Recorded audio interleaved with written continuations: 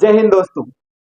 स्वागत है आपका एग्जाम सक्सेस एकेडमी में। दोस्तों, आईपीएल की खुमारी इस वक्त पूरे भारतवर्ष में चारों तरफ छाई हुई है। और कैसा रहेगा अगर उस आईपीएल की जो कहानी है उसके माध्यम से हम राज्य का विधानमंडल समझ जाएं। दोस्तों, आज की इस चर्चा में हम आईपीएल के अंदाज में विधानमंडल को समझने का प्रयास करते हैं। दोस्तों, इसको ऐसा समझे कि जो आईपीएल है, ये जो क्रिकेट का मैच होता है, उस क्रिकेट के मैच में एक एम्पायर होता है। एम्पायर क्या क्या काम करता है? एम्पायर सीटी बजाकर टीमों को मैदान में आने के लिए कहता है। उसके बाद में मैच जब खत्म हो जाए उसकी घोषणा भी एम्पायर करता है कि भाई फलानी टीम जीत गई है, मैच खत्म हो गया है। बीच में 2.5 मिनट का ब्रेक होता है। 6 ओवर में, 8 ओवर में कब करना है, ये भी जो इशारा करता है वो एम्पायर ही करता है। ठीक उसी प्रकार से जो पीपीएल है, आईपीएल की जगह पीपीएल जो है यानी पॉलिटिक्स प्रीमियर लीग जो है अपनी, इस पॉलिटिक्स प्रीमियर लीग के अंदर जो अंपायर है वो अंपायर है राज्यपाल। राज्यपाल ही अंपायर की तरह काम करते हुए सीटी बजाकर कहता है कि भाई सत्र शुरू कर लो। जब सत्र समाप्त हो जाए तो उसकी घोषणा भी राज्यपाल करता है, जैसे अंपायर कहता है मैच खत्म हो गया। 2.5 मिनट का जो ब्रेक है, उस 2.5 मिनट के ब्रेक की जगह हम ये याद रखें कि ब्रेक जो है वो यहाँ पर एम्पायर नहीं करता। यहाँ पर एम्पायर पूरा मैच रद्द कर देता है, लेकिन ब्रेक जो करता है वो करता है थर्ड एम्पायर। और ब्रेक का मतलब है सत्र का स्थगन करना। तो दोस्तों, यहाँ पर इसको ऐसे याद रखें कि राज्यपाल वो एम्पायर है जो मैच शुरू करता है, मैच खत्म करता है और मैच को रद्द भी कर सकता है। यानी कि राज्यपाल सत्राहुत करता है, सत्र को शुरू करता है, सत्रावसान करता है और विधानसभा को विघटित या भंग कर सकता है। ये कौन से आर्टिकल की बात है? तो दोस्तों, ये है अनुच्छेद 174। जब हमने राज्यपाल पढ़ा था उसमें हमने इस आर्टिकल की विस्तार से चर्चा की। यहाँ पर वापिस अगर हम बात करें इसको और ज्यादा ढंग से पढ़ने की, तो राज्यपाल विधानसभा का सत्र आहूत करता है यानी शुरू करता है, सत्रावसान करता है यानी सत्र को समाप्त करने की घोषणा करता है और विधानसभा को विघटित या भंग करने की शक्ति भी राज्यपाल के पास होती है। सबसे पहले मैं बात करता हूं दोस्तों मैच शुरू करने की। तो मैच शुरू कैसे किया जाता है?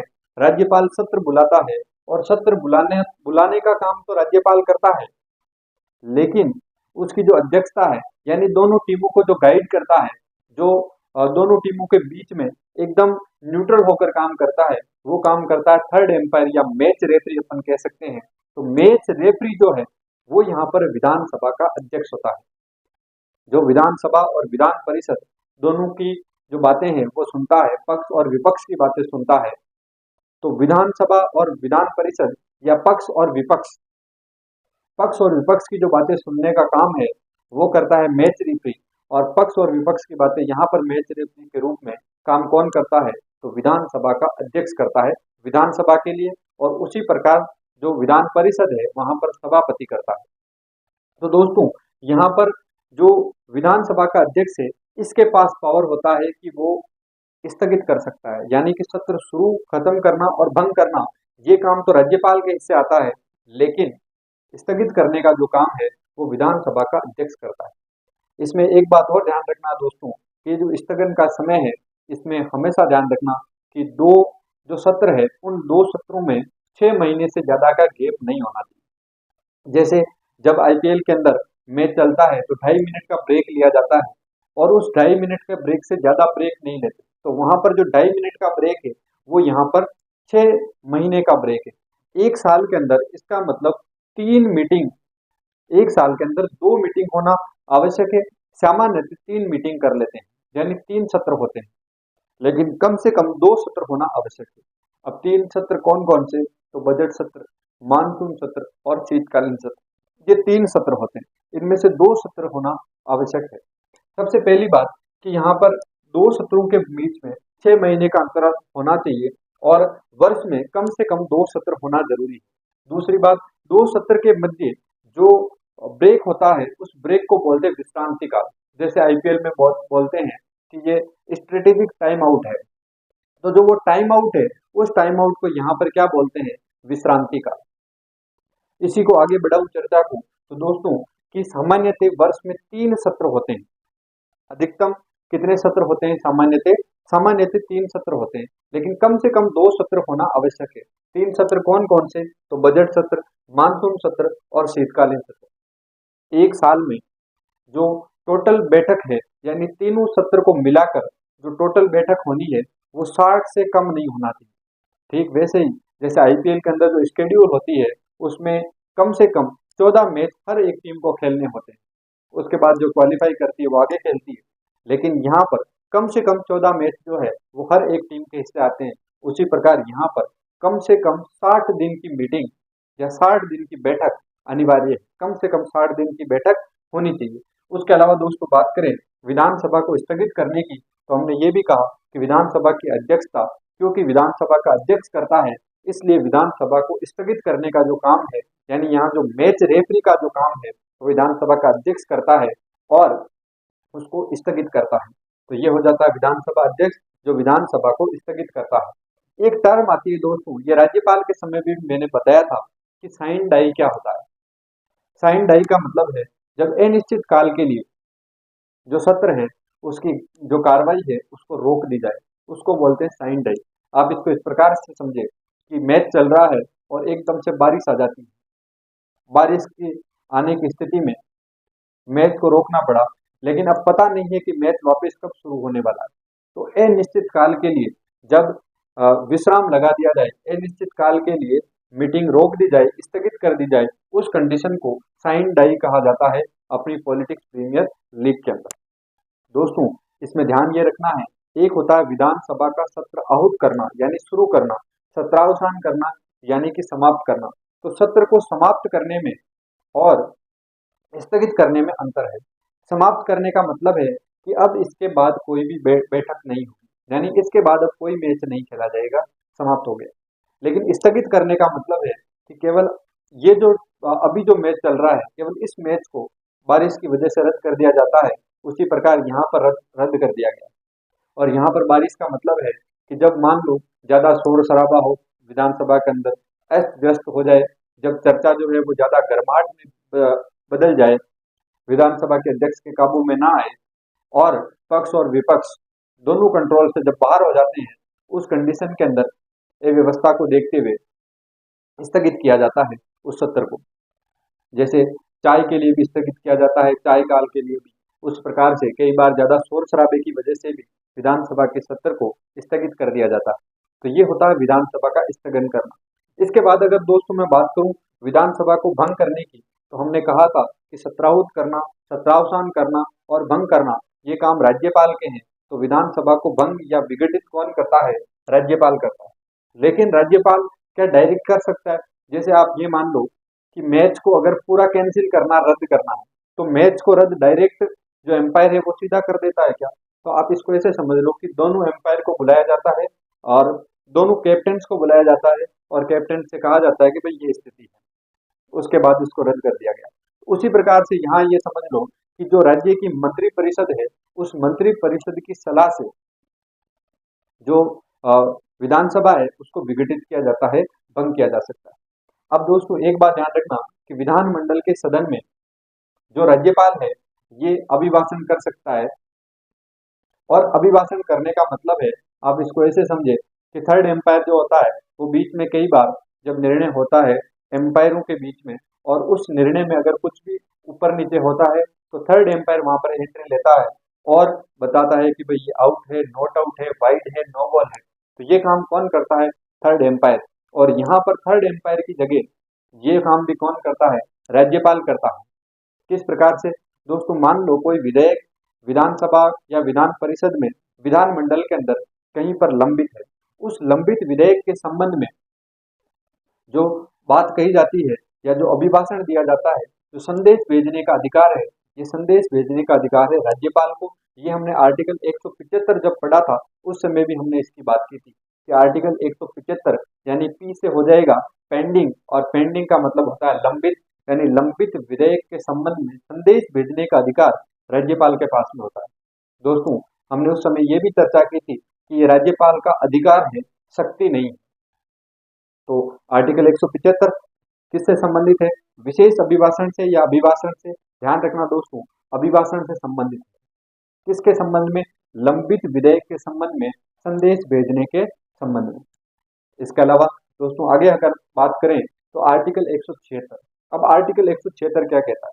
जब मैच शुरू होता है कभी भी, तो मैच शुरू होने से पहले या जब आईपीएल शुरू होता है तो आईपीएल के शुरू होने के बाद जो फर्स्ट मैच है, उस फर्स्ट मैच से पहले जो बीसीसीआई का जो अध्यक्ष है, वो बीसीसीआई का अध्यक्ष आता है और उसके बाद में वो भाषण देता है, स्पीच देता है। उसी प्रकार राज्यपाल जब भी नया सत्र शुरू होता है या फिर चुनाव के बाद जो पहला सत्र शुरू होता है, उस पहले सत्र से पहले या नए सत्र से पहले हमेशा राज्यपाल आकर विशेष अभिभाषण देता है, स्पीच देता है, दोनों सदनों को संबोधित करके साथ में मिलाकर।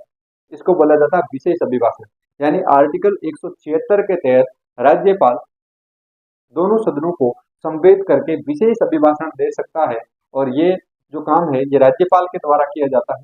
किन किन परिस्थितियों में? तो परिस्थितियों की चर्चा अभी अपन ने की थी कि प्रत्येक जो वर्ष है उस प्रत्येक वर्ष के प्रथम सत्र के दौरान, तो एक तो हो जाएगा प्रथम सत्र के शुरुआत में और दूसरा वर्ष का प्रथम सत्र, यानी चुनाव के बाद पहला सत्र और वर्ष का प्रथम सत्र, दोनों ही कंडीशन में राज्यपाल आकर विशेष अभिभाषण दे सकता है। उसके बाद अगर दोस्तों हम बात करें आर्टिकल 177 की, तो आर्टिकल 177 जो है ये महाधिवक्ता से संबंधित है। आप इसको ऐसे समझो कि महाधिवक्ता जो है ये एक तरीके से आप ये मान लो कि वो हेड कोच है। अब हेड कोच क्या कर सकता है? अपनी टीम के जो खिलाड़ी है उन खिलाड़ियों को मोटिवेट कर सकता है, उनसे बातचीत कर सकता है, उनको बता सकता है कि आपकी टेक्निक में ये गलती है, यहाँ पर ये मिस्टेक है, बैटिंग ऐसे सही की जा सकती है, रणनीति बनाई जा सकती है। लेकिन सब कुछ करते हुए भी, सब कुछ जानते हुए भी, सब कुछ चाहते हुए भी वो व्यक्ति जाकर बैटिंग नहीं कर सकता। कोई कोच क्या करता है? कोच अपनी टीम को गाइड कर सकता है लेकिन खुद बैटिंग नहीं कर सकता। वही काम यहाँ पर महाधिवक्ता करता है। महाधिवक्ता जो है ये विधानसभा की जो मीटिंग होती है उस मीटिंग के अंदर बोल सकता है, चर्चा कर सकता है, लेकिन वोटिंग नहीं कर सकता। जैसे वहां पर कोच बैटिंग नहीं कर सकता, वैसे ही महाधिवक्ता वोटिंग नहीं कर सकता। और ये प्रश्न कई बार पूछा गया है कि महाधिवक्ता के संबंध में निम्न में से कौन सा कथन सत्य है?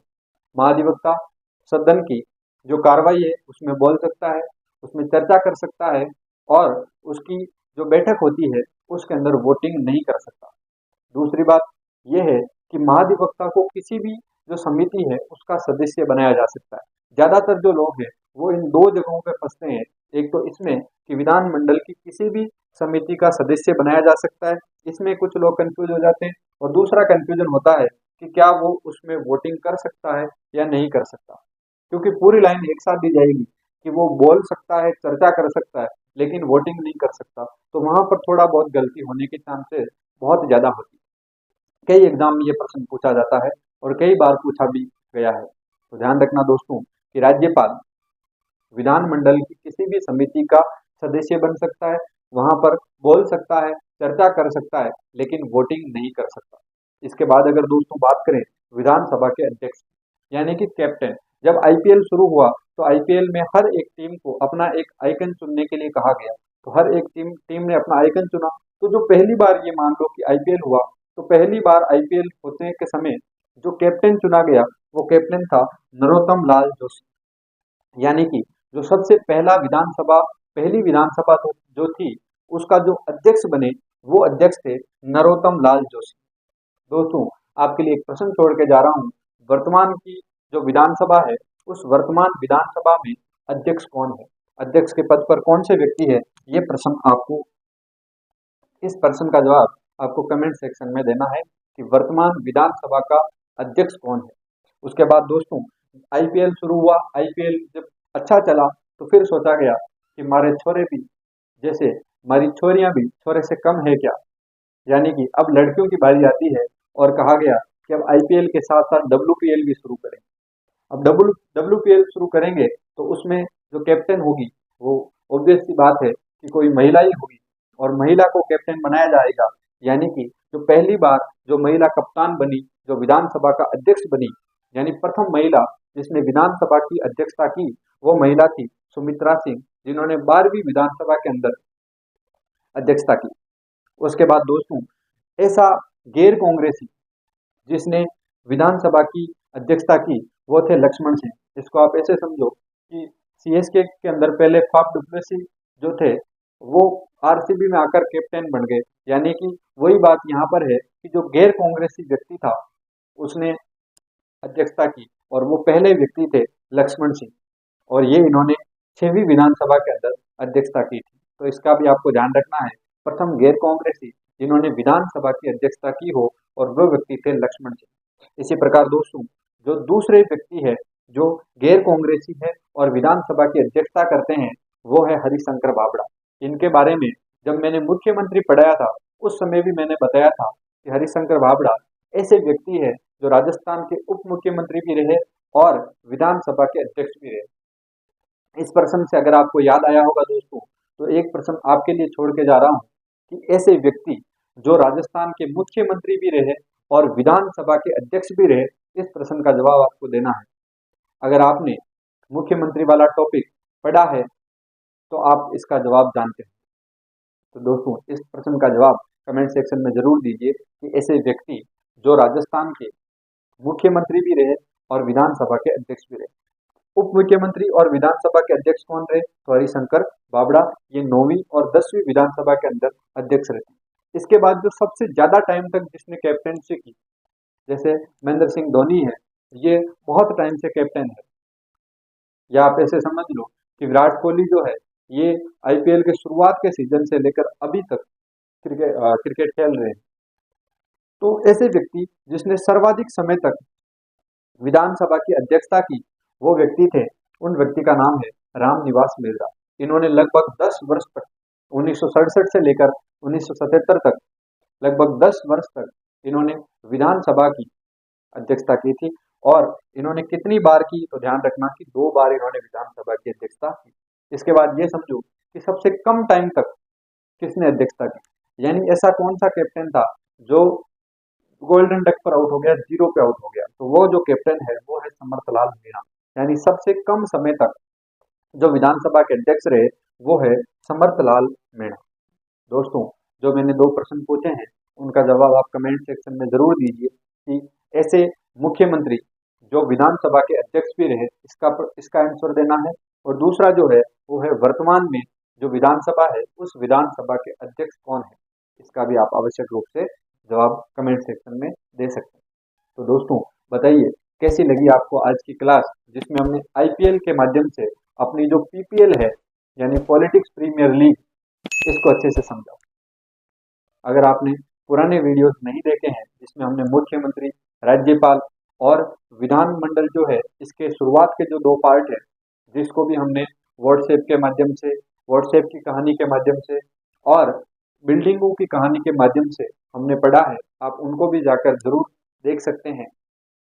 अगर आपको क्लास पसंद आती है तो चैनल को सब्सक्राइब कीजिए, वीडियोस को लाइक कीजिए और अपने दोस्तों के साथ शेयर कीजिए ताकि वो भी इस कंटेंट का भरपूर रूप से आनंद ले सके और उनके लिए ये कंटेंट उनकी आगामी प्रतियोगी परीक्षाओं में मील का पत्थर साबित हो।